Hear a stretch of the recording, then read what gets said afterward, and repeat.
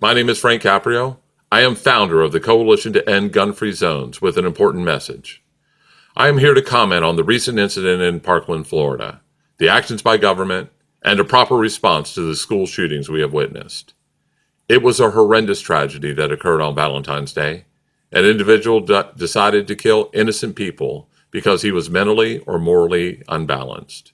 Evil people will do evil deeds, and there is little that can be done to prevent these tragedies. Immediately after this, the anti-gun lobby did the predictable. They blamed an inanimate object as the culprit and once again took aim at the NRA. They also revived the idiotic narrative of gun control. Let's set the record straight here. Each of us has a natural right, from God, to defend his person, his liberty, and his property. This is the founding principle of our country. There is no compromise on this. We the people have already surrendered too many inalienable rights away, including gun ownership. Shall not be infringed has a very specific meaning. In the name of safety, we have traded liberty. History teaches us that this must end for us to remain a sovereign nation and a free people. Our right to keep and bear arms does not come from the Second Amendment. Our right to defend ourselves is unalienable. It exists not because of government or other people. You are born with it. To trade liberty for perceived security is no solution to anything other than giving tyrants power. To place your life in the hands of government is not an idea that leads to liberty. Just the opposite. Americans used to understand this simple truth. By now, most have heard this crazy person did not fly under the radar. The FBI was contacted. The Broward Sheriff's Department made multiple visits to the house. DCF was even notified. Some of his classmates stated he was a dangerous person, and they were ignored. There was at least one police officer present who chose not to engage the shooter. The system is inefficient, and the response by government is insufficient. Yet this is the same system we the people are told to rely on. Some in national and in state government want to confiscate your guns. They want to place further infringements on our right to keep and bear arms.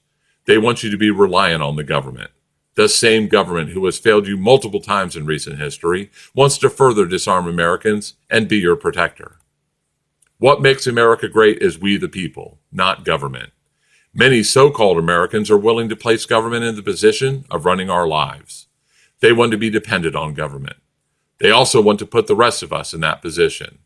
So every time there is a tragedy, these people use the event to push for their un-American ideas. More government involvement is not the solution. The solutions preferred by politicians will do nothing to stop further situations such as the one witnessed at Parkland. Governor Scott of Florida wants to raise the age to own a gun to 21. He thinks it's okay to keep adults from exercising their unalienable right to defend themselves. Scott also wants to bolster the Baker Act to allow government to determine if people are fit to own a gun. This is crazy talk. Due process means we the people make the determination, not a judge or other appointed official, to restrict a person's rights. To allow government this power is to allow government to target whomever they want. Another solution is bolstered federal background checks. This is also ludicrous. This move will only affect those of us who obey the law. Criminals are described as such because they do not follow the law. Any new regulations along these lines will do only one thing: keep guns out of the hands of law-abiding citizens. Criminals will always find a way to get a gun if they so choose. There is no due process in a background check. It is reliant on a government bureaucrat. Think about the no-fly list and gun restrictions. This is no solution, but just another tactic to disarm Americans. We have seen some of the children of Parkland paraded around spewing the thoughts of the adults who have been brainwashing them in their flawed ideology. These ignorant children are being used as a prop to elicit sympathy for a perverse philosophy. I have listened to the rantings of a few of them, including David Hogg, a student of Parkland who has been an outspoken advocate for gun control. Among other things, he stated that Trump is the head of Congress and needs to do something. He further stated that this is the way our democracy operates. He is just another in a long line of children who have no idea how our government is supposed to work. A boy who has no idea what an unalienable right is. He is a product of our government schools. He is the mouthpiece for people such as Pelosi, Schumer, Boxer, and Clinton, who have made it no secret they want to take our guns. It is repulsive to me that a person has their inalienable right to defend themselves infringed just because they step across a school boundary. The people in government have taken an oath to the Constitution of the United States of America and have no right to restrict our rights by instituting policies such as this. Bottom line, there is no law which will prevent a tragedy such as Parkland. There are already plenty of laws on the books which address this issue. Evil people will always find a way to do evil deeds.